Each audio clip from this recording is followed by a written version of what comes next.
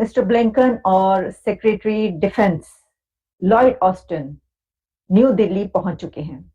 America ने भारत को striker armoured vehicles जो हैं वो दी हैं। स्ट्राइकर जो है उसके पास कहते हैं दे हैव अ पोटेंशियल कि जी वो इंडिया को कैपेबिलिटीज देगा, पर्टिकुलरली एलएसी के ऊपर। ठीक है जी, किन्ने पूछना है कि तुसी एलएसी ते इस्तेमाल करन रहे हो तो एलओसी पे इस्तेमाल कर रहे हो, आप लाइन ऑफ एक्चुअल कंट्रोल पे इस्तेमाल कर रहे हो या आप लाइन ऑफ कंट्रोल जो पाकिस्तान के साथ है उस पर इस्तेमाल कर रहे हो या वर्किंग बाउंड्री पे या इंटरनेशनल बॉर्डर पे। क्या अमेरिका कह सकता है उनको?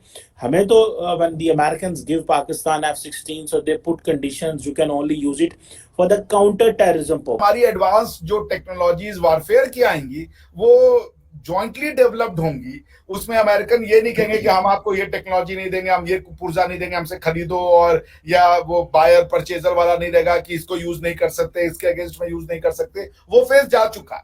Now we are talking about joint develop. जो प्रोटोकॉल मोदी साहब को दिया गया था जब वो आए, आज तक मैंने नहीं देखा किसी दूसरे प्रेसिडेंट को इतना प्रोटोकॉल दिया गया। अमेरिका जो है वो भारत के साथ भी जाता जा रहा है, चाहे वो रशिया से S-400 लें, चाहे वो रशिया से तेल लें, चाहे ये उस पर सैंक्शंस लगाएं रशिया पे, चाहे जो मर्जी करें, लेकिन इनकी मजबूरी बन कि इंडिया जो मर्जी करे उनके रिलेशन। अब अमेरिका की मजबूरी है उनके साथ चलना, और जिस तरीके से अमेरिका भारत ने उनके जेहन में ये डाल दिया है कि हमारे बगैर you are zero in front of China, हमारे बगैर you are zero in close to Taiwan, कि India is the only rising power है जो अपने टर्म्स पर रिलेशनशिप चलाता है। Greetings and welcome to Pra News.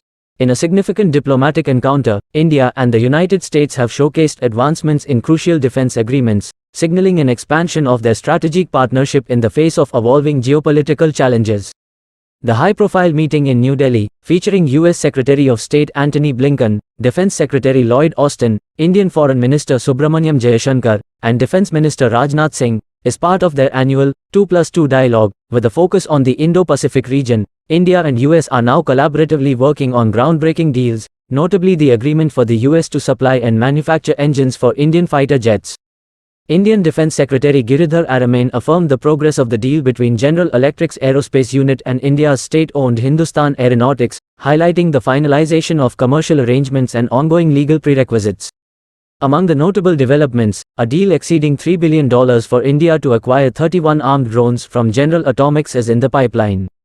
Additionally, discussions on Washington's offer of various infantry combat vehicle systems are underway, with India expressing interest in potential joint manufacturing. The media has reported that the Stryker family of 8-wheeled armored fighting vehicles from General Dynamics Land Systems is part of the proposal. While India-US relations have flourished in recent decades, maintaining strong ties with Russia and strategic links with Israel remains a priority for India. The nation also sustains robust diplomatic and economic connections with oil and gas producing countries in the Middle East. Stay tuned for insights into how Pakistan's media responds to these developments. 2+2 की जो पिछली meeting थी वो Washington DC में हुई थी, और doctor Jaishankar और राजनाथ साहब यहाँ फ्लाई करके आए थे और उन्होंने यहाँ मीटिंग की थी। लेकिन इस दफा इट वाज इंडिया की टर्न थी और वो इंडिया गए हैं। डिफेंस कोऑपरेशन के ऊपर बात करेंगे, और आपको पता ही है वहां पे फाइटर जहाज बनेंगे, सबमरीन्स बनेंगी, उसमें टेक्नोलॉजी का कोऑपरेशन है, पीपल टू पीपल डिस्कस किया जा रहा है। जो सबसे बड़ी एक बात भारत के लिए है वो 297 उसको इंडस एक्स उसको कहा जाता है, जो इनका आपस में कोऑपरेशन एक जो प्लेटफॉर्म है। 297 स्टार्टअप्स जो हैं वो उनको वो आगे डिफेंस में आगे आएंगे। मैं समझता हूँ बहुत बड़ी बात है भारत के लिए कि डिफेंस के साथ और टेक्नोलॉजी कोऑपरेशन के साथ they will be touching the new Heights और इकोनॉमिकली बिकमिंग मोर स्ट्रॉन्ग। तो ये आप चीज देख लें, अब ये जो को डेवलपमेंट एंड को प्रोडक्शन है नेक्स्ट लेवल की चीज है। ठीक है जी, और कैसे defence technology cooperation, joint research and critical areas में, भाई कि कह रहे हैं जॉइंट रिसर्च करेंगे क्रिटिकल एरियाज में। क्रिटिकल एरिया केड़े केड़े, इंडस्ट्रियल इकोसिस्टम बिल्ड करना है, किस तरह का एक एक लाइन है पीछे, पूरी पूरी फैक्ट्रियां तो इंडस्ट्रियां तो बिलियंस ऑफ डॉलर्स की डील्स होनी है। लफ्ज एक है को डेवलपमेंट एंड को प्रोडक्शन एंड डिफेंस सिस्टम। ठीक है जी, जॉइंट रिसर्च मींस फैक्ट्रियां भी पाल लिया, स्टूडेंट भी पाले, यूनिवर्सिटियां भी डाल ली, सारा कुछ को बिल्ड में डाल लिया। और ये जो India US defence industrial ecosystem build कर रहे हैं, तो ये defence strategic technology partnership, industrial cooperation और ये एकेडेमिया, असल चीज है एकेडेमिया। जब आप स्मार्ट होते हैं तो आप अपने एकेडेमिया को आगे लेके आए, जिसमें ये कि प्राइवेट प्लेयर जो है वो अब रिसर्च एंड टेक्नोलॉजी में साथ में आएंगे और वो एक साथ करें। इस लेवल का जो हो रहा है ट्रस्ट, इस लेवल पर कि हमारी एडवांस जो टेक्नोलॉजीज वारफेयर की आएंगी वो जॉइंटली डेवलप्ड होंगी। उसमें अमेरिकन ये नहीं कहेंगे कि हम आपको ये टेक्नोलॉजी नहीं देंगे, हम ये पुर्जा नहीं देंगे, हमसे खरीदो, और या वो बायर परचेजर वाला नहीं रहेगा कि इसको यूज नहीं कर सकते, इसके अगेंस्ट में यूज नहीं कर सकते। वो फेज जा चुका है। Now we are talking about joint development, और जॉइंट डेवलपमेंट में भी दोनों सरकारों का ये एक बहुत जबरदस्त मानना है कि जॉइंट डेवलपमेंट में प्राइवेट प्लेयर्स को लाओ, स्टार्टअप्स को प्रमोट करो, न कि स्टेट डिफेंस जो मैकेनिज्म है उसको प्रमोट करो। पता चल रहा है कि अमेरिका ने भारत को स्ट्राइकर आर्मर्ड व्हीकल्स जो हैं वो दिए हैं ताकि वो भारत और चीन के दरमियान जो मसला है और पाकिस्तान के साथ उसको इस्तेमाल कर सके। नॉर्मली जो डिस्कशंस आ रही हैं उसमें यही आता है जनाब के फॉर एलएसी, ठीक है जी। और ये जो लॉयड ऑस्टिन साहब की और क्या नाम है उनका, जयशंकर साहब की, राजनाथ सिंह साहब की मुलाकात हुई है, तो they will talk more about China but they will not talk about India and Pakistan के जो एलओसी के मसले हैं। और जो सबसे ज़्यादा मुझे चीज़ नज़र आ रही है कि the Pakistani government and the concerned quarters, they are not saying anything that whatever this preferential treatment is going towards India. Striker जो है उसके पास कहते हैं they have a potential कि जी वो इंडिया को कैपेबिलिटीज देगा, particularly LAC के ऊपर, ठीक है जी। किन्ने पूछना है कि तुसी LAC ते इस्तेमाल कर रहे हो तो LOC पे इस्तेमाल कर रहे हो, आप लाइन ऑफ एक्चुअल कंट्रोल पे इस्तेमाल कर रहे हो या आप लाइन ऑफ कंट्रोल जो पाकिस्तान के साथ है उस पर इस्तेमाल कर रहे हो, या वर्किंग बाउंड्री पे या इंटरनेशनल बॉर्डर पे। क्या अमेरिका कह सकता है उनको? हमें तो when the Americans give Pakistan F-16, so they put conditions, you can only use it for the counter terrorism purposes. And remember, I personally find out कि हमारी हुकूमत बहुत जिल्ली है। जिल्ली is basically a Punjabi word, means के बड़ी ढिली and inefficient and compromised है, कि वो ये नहीं कहते कि यार तुसी इन्ना कुछ देन डे हो तो कुछ साडा भी ख्याल करो। वो कहता है ठीक है सर, ठीक है तुसी दे रहे हो तो दे रहे हो, फिर उनसे की करिए, ठीक है। सो आई थिंक हमारी साइड में जो कंसर्न क्वार्टर्स हैं दे हैव डिसाइडेड कि चुप कर जाओ। क्यों? हमारा IMF का मसला है, हमारे और सारे मसले हैं। सो हम बेसिकली अपनी जो फाइनेंशियल पोजीशन की वजह से कॉम्प्रोमाइज हो चुके हुए हैं।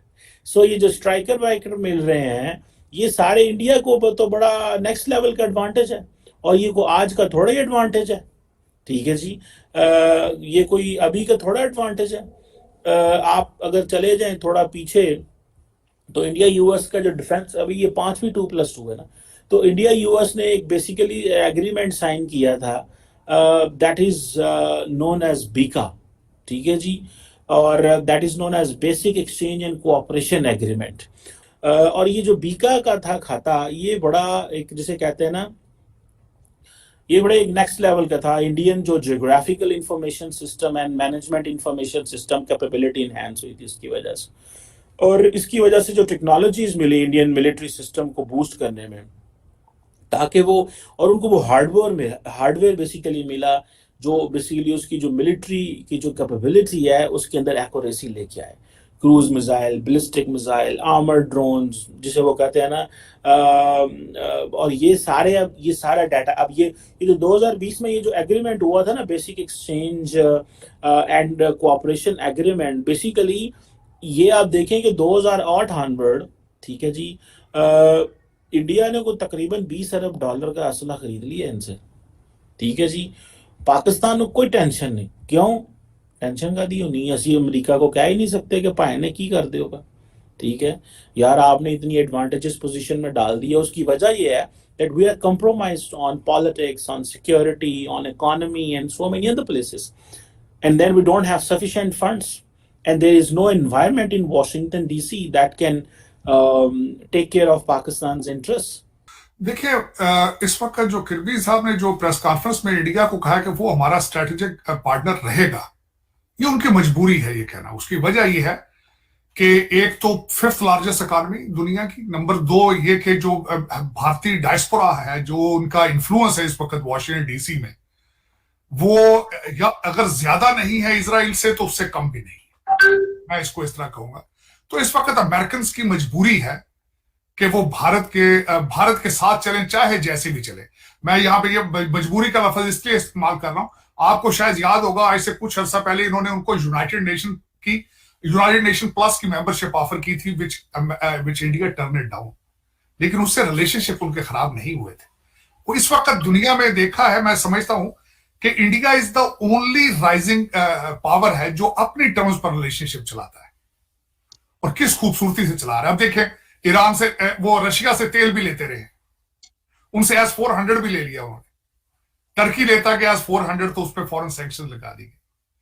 तो इस वक्त जो मैं समझता हूं कि उनकी एक तो फॉरेन पॉलिसी, उनकी फाइनेंशियल स्ट्रेंथ और उनका उनका हाउस के अंदर उनकी सपोर्ट या ग्रिप, उनकी सब्जेक्ट, मैं समझता हूं जो प्रोटोकॉल मोदी साहब को दिया गया था जब वो आए, आज तक मैंने नहीं देखा किसी दूसरे प्रेसिडेंट को इतना प्रोटोकॉल दिया गया। हालांकि जो बाइडन है वो बीमार से हैं, वो चल फिर नहीं सकते। अब अंदाजा लगाया अगर वो चल फिरने के काबिल होते तो वो किस तरह नाचते इनके आगे पीछे। तो वो ये बिल्कुल उनकी बात ठीक है कि इंडिया जो मर्जी करे उनके रिलेशन, अब अमेरिका की मजबूरी है उनके साथ चलना। और जिस तरीके से भारत ने उनके जेहन में ये डाल दिया है कि हमारे बगैर you are zero in front of China, हमारे बगैर you are zero in close to Taiwan. Witnessing India's steadfast pursuit of independent diplomatic policies, the flourishing India-US relations in recent decades stand out. Despite this, India remains committed to maintaining strong ties with Russia and fostering strategic links with Israel, underscoring the nation's diplomatic versatility.